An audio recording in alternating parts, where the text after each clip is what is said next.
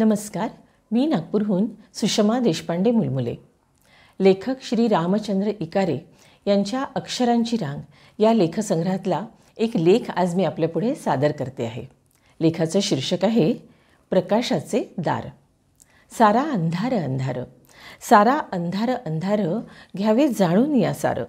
सारा अंधार अंधार, घ्यावे जाणून या सारं, कर्तृत्वानेच उघाडे लख्ख प्रकाशाचे दार. अंधार हे दुःखाचे, अडचणींचे, अडथळ्यांचे प्रतीक. हा अंधार प्रत्येकाच्या वाटेवर येनकेन प्रकारे उभा असतोच.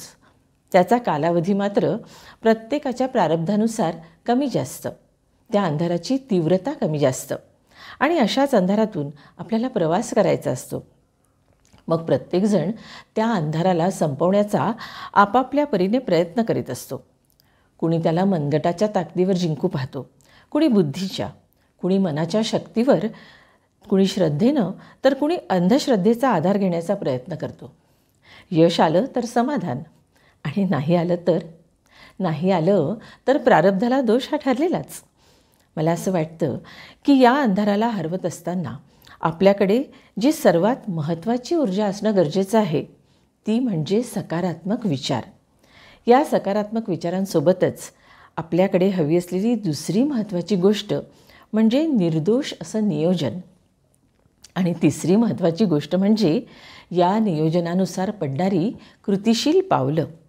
ही पावलं परिश्रम, चिकाटी, ध्येयपूर्ती, आकांक्षा आणि संयम या आभूषणांनी नटलेली असावीत. लहानपणचा एक प्रसंग आठवला.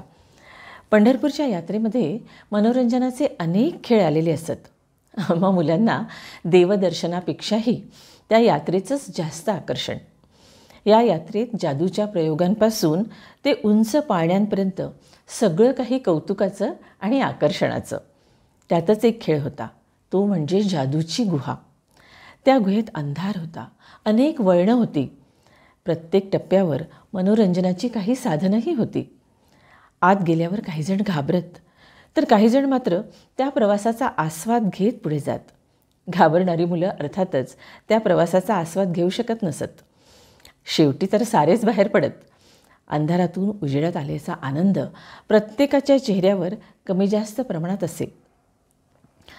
पण ज्यांनी त्या अंधारातही पुढे प्रकाश नक्की आहे, आपण फक्त चालत राहायला हवं असा निश्चय करून त्या प्रवासातला प्रत्येक क्षण सकारात्मकतेनं जगला, त्यांच्या चेहऱ्यावर वेगळीच झळाळी असे. आणि जे अंधाराला घाबरत, त्यांच्या चेहऱ्यावर मात्र त्या अंधारातून बाहेर पडल्याचा आनंद फक्त असे. पण त्या अंधारात प्रत्येक क्षणाला आपण खचत होतो याची त्यांना जाणीवही नसे. मित्रांनो, या जादूच्या गुहेत आणि आपल्या आयुष्यात काहीच फरक नाही.